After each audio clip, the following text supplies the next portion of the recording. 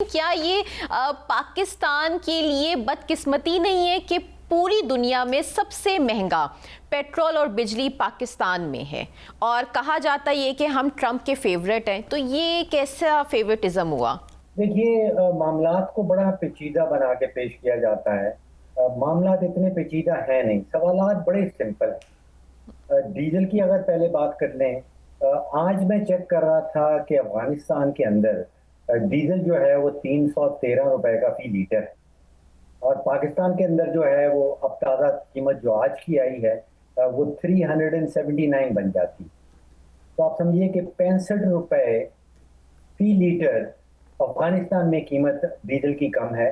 اب افغانستان کے پاس کوئی بندرگاہ بھی نہیں ہے، افغانستان کے پاس کوئی ایک ریفائنری بھی نہیں ہے، افغانستان کے پاس کوئی ڈالر کے ذخائر بھی نہیں ہیں، اور افغانستان کے پاس IMF کا سہارا بھی نہیں ہے۔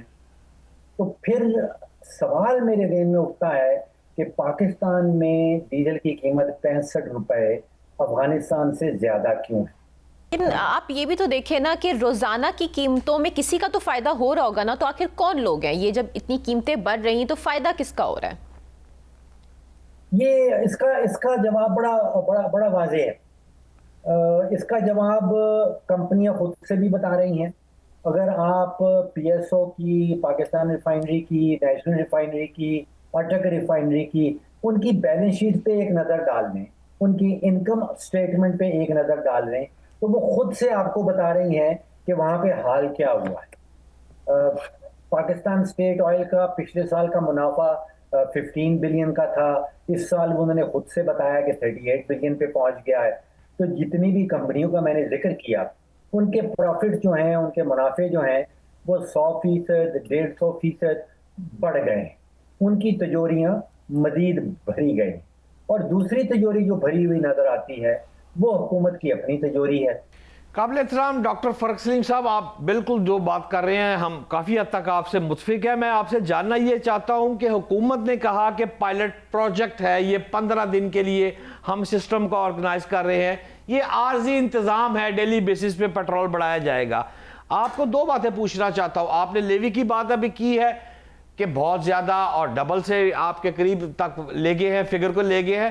یہ اس طرح چلتا رہا تو کیا عوامی رد عمل کو بہت زیادہ سامنے آنے کے امکانات ہیں؟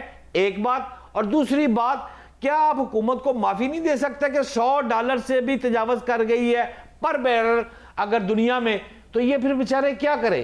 فیور میں جائیں گے، اپوزٹ جائیں گے؟ ڈاکٹر صاحب جی، دوسرے سوال کو اگر پہلے لے لیں، دیکھیے میں نے آپ سے کہا کہ پچھلے 7 دنوں میں، کوئی جولائی 16 سے شروع کر لیں جولائی 24 تک، نیپال، سری لنکا، بنگلہ دیش، بھارت، افغانستان، ان میں قیمتیں نہیں بڑھی، سوائے افغانستان کے جہاں پہ 1.4% کم قیمت بڑھائی گئی۔ باقی اس خطے میں کسی ملک نے ڈیزل کی قیمت میں پچھلے ایک ہفتے میں اضافہ نہیں کیا۔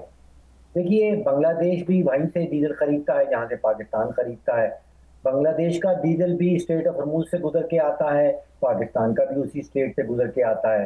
بنگلہ دیش کی حکومت کہتی ہے کہ اس کے پاس ایک عالمی فارمولا ہے، پاکستان کی حکومت بھی ہمیں یہی بتاتی ہے۔ تو مسئلہ یہ ہے کہ اگر باقی ممالک میں قیمتیں نہیں بڑھ رہی تو پاکستان کو ایسی کون سی نئی بیماری ہے کہ یہاں قیمتیں بڑھتی چلی جا رہی ہیں؟ دوسرا، آپ نے جو روزانہ والا ذکر کیا، دیکھیے میں سیریسلی سمجھ نہیں پا رہا ہوں کہ حکومت کسی فیصلے پہ کس طرح پہنچتی ہے، اس کا فیصلہ سازی کا طریقہ کار کیا ہے، اس کی فیصلہ ساز شخصیات کون ہے۔ آپ سوچئے کہ ٹیکسی ڈرائیور کیا روزانہ کی بنیاد کے اوپر اپنا ایک نیا کرایہ جو ہے اس کا تعین کرے گا؟ پہلے وہ پیٹرول کی قیمت دیکھے گا، اس کے بعد آپ کو نیا کرایہ بتایا کرے گا۔ لیکن میں آپ سے سوال یہ جاننا چاہتا ہوں کہ ہم نے تو ساری زندگی یہی سنا کہ پاکستان نے قرضہ لیا، IMF سے یہ ڈیل ہو رہی ہے، لیکن اب جو امریکہ سے سیدھا ہی ہم نے $10 billion exchange stabilisation support facility کے نام پر سیدھا ہی مانگ لیتا ہے $10 بلین ہمیں ادھار دے دے۔ تو میں آپ سے یہ جاننا چاہتا ہوں، اس کی 5 سال کی جو مدت بھی طے ہو رہی ہے، تو کیا اس کی منظوری کے امکانات آپ کو لگ رہے ہیں؟ امریکہ ہم کو $10 بلین سیدھا قرض دے دے گا، اور اگر دے دے گا تو پاکستان کی معیشت پر اس کا کیا امپیکٹ ہوگا؟ کوئی فائدہ ہوگا؟ کوئی انحصار ہمارا دوسری عالمیاتی مالیاتی اداروں سے ہٹ کر ہم ذرا ریلیف میں آ سکتے ہیں اگر یہ کام ہمارا ہو گیا؟ ڈاکٹر صاحب دیکھیے، دو باتیں ہیں. پہلی بات تو یہ ہے کہ قرضوں کو، چاہے وہ سعودی عرب سے آ رہے ہوں، یو اے ای سے آتے ہوں، چائنا سے آتے ہوں، ان کو یہ جو نئی فیسلٹی جس کی بات کی جا رہی ہے، آپ نے ایکسچینج اسٹیبلائزیشن فنڈ کا ذکر کیا، یہ دونوں مکمل طور پہ ڈفرینٹ چیزیں، ان کو ملایا نہیں جا سکتا. جو ایکسچینج اسٹیبلائزیشن فنڈ ہے، یہ میں تو سمجھتا ہوں کہ حکومت نے یا ہمارے جو وزیر خزانہ ہیں انہوں نے ایک کمال کا انسٹرومنٹ ڈھونڈا ہے. یہ بہت پرانا انسٹرومنٹ امریکہ میں بنایا گیا تھا 1934 میں، اور اس کے بعد پھر یہ گم ہو گیا تھا، لوگوں نے اس کو بھلا دیا تھا. اس فنڈ میں تقریباً 220 ارب ڈالر پڑے ہیں، اور اس فنڈ سے اگر کسی کو کوئی فیسلٹی دینی ہو تو پھر کانگریس کی اپروول ضرورت نہیں ہوتی. یہ directly president of the United States کی ڈسکریشن میں دسترس میں جاتا ہے، اور یہ قرضہ نہیں ہے اور یہ گرانٹ بھی نہیں ہے. یہ پاکستان کوئی قرضہ نہیں مانگ رہا، پاکستان کوئی گرانٹ نہیں مانگ رہا. یہ ایک گارنٹی ہے اس شکل میں کہ اگر پاکستان کی کرنسی کو کوئی خطرہ پہنچتا ہے تو پھر ایک بیک سٹاپ ہے، ایک بیک ریزرو پڑا ہے جو امریکہ کا U S department of treasury ہے، وہ اس کو گارنٹی کر رہا ہے. اس کے نتیجے میں ایک تو پاکستان کی کرنسی کا جو روپی ڈالر پیرٹی ہے اس کو بڑی تقویت پہنچے گی، اس کو بڑی طاقت ملے گی. دوسرا یہ کہ اگر پاکستان نکلتا ہے قرضہ لینے کے لیے تو اس قرضے کے اوپر جو سود دیتا ہے اس فیسلٹی کی اپروول کے بعد اس کے اوپر جو شرح ہے سود کی وہ کم ہو جائے گی.